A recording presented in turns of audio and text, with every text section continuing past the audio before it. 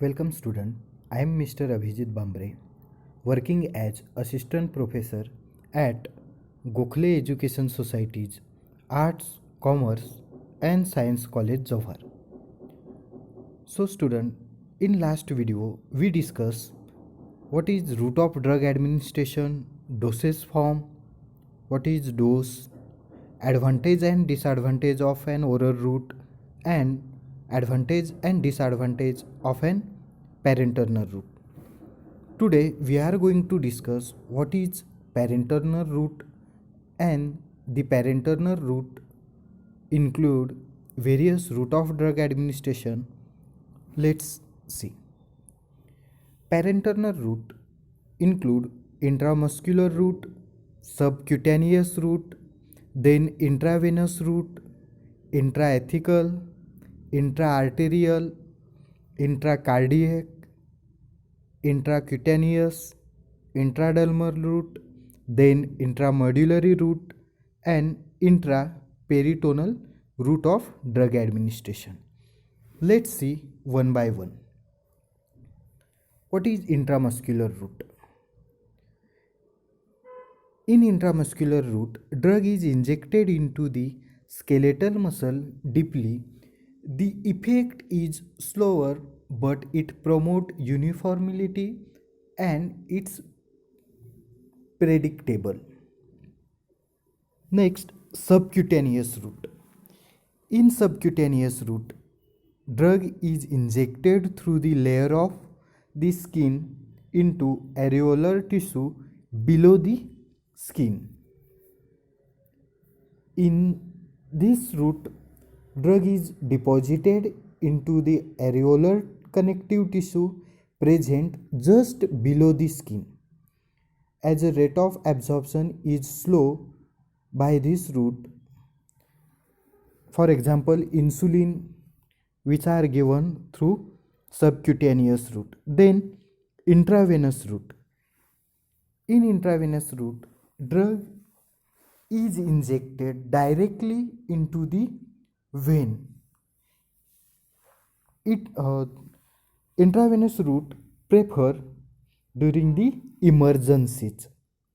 Next, intrathecal route.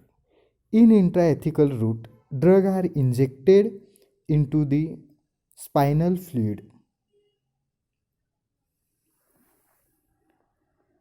to act directly on CNS, for example, spinal anesthetic.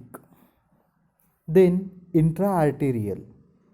In intraarterial route, drugs are injected into the arteries. Those routes are used for diagnostic studies such as angiogram, etc. Intra-arterial route are used for diagnostic studies. Next, intracardio. In this route, drugs are injected into the heart. Next, intracutaneous. Drug is injected into epidermis, that is middle layer of the skin. Then intramedullary. Drug is injected into bone marrow, rarely chosen route of drug administration when intravenous injection is not possible. Then intraperitoneal. In this route, drugs are injected into the peritoneum, means abdomen area. When route of peritoneum of drugs is used when large volume of drug is to be administered, for example, anti-rabies vaccine. Next, see the picture.